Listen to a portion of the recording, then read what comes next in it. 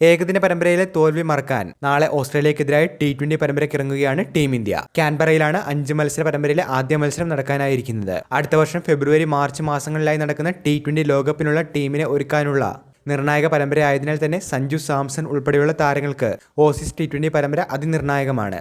Opener സ്ഥാനത്ത് നിന്ന് മാറി ഏഷ്യാകപ്പിൽ മധ്യനിരയിൽ കളിച്ച സഞ്ജുവിന് ആ സ്ഥാനത്ത് ടീമിൽ ഇടമുറപ്പിക്കാൻ ഓസീസിനെതിരെ മികച്ച പ്രകടനം നടത്തിയേ മതിയാകൂ. ഏഷ്യാകപ്പിൽ ഭേദപ്പെട്ട പ്രകടനം പുറത്തെടുത്തെങ്കിലും മധ്യനിരയിൽ ഇപ്പോഴും സഞ്ജുവിന് സ്ഥാനമുറപ്പിക്കാനായി സാധിച്ചിട്ടില്ല. ആദ്യ T20യിലും ഓപ്പണർമാരായി ശുഭ്മാൻ ഗില്ലും അഭിഷേക് ശർമ്മയും ഇറങ്ങുമ്പോൾ 3-ാം നമ്പറിൽ ക്യാപ്റ്റൻ സൂര്യകുമാർ യാദവും 4-ാം നമ്പറിൽ തിലക് വർമ്മയുമായിരിക്കും എത്തുക.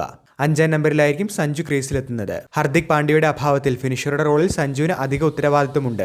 ശിവം ദുബെ ആയിരിക്കും 6-ാം നമ്പറിൽ ഫിനിഷറായി ഇറങ്ങുന്നത്. ഹർദിക്കിനെ പോലെ നിർണായക ഓവറുകൾ എറിയേണ്ട ഉത്തരവാദിത്വവും ശിവം ദുബെയ്ക്കുണ്ടാകും. ശിവം ദുബെയ്ക്കൊപ്പം നിതീഷ് കുമാർ റെഡ്ഡി പേസ് ഓൾറൗണ്ടറായി പ്ലേയിംഗ് ലെവലിലേക്ക് പരിഗണിച്ചേക്കും. എന്നാൽ ഓസ്ട്രേലിയക്കെതിരായ 2-ാം ഏകദിനത്തിനിടെ പരിക്കേറ്റ നിതീഷിന്റെ പരിക്ക് പൂർണ്ണമായും ഭേദമായിട്ടില്ല എന്നാണ് സൂചനകളിൽ പറയുന്നത്.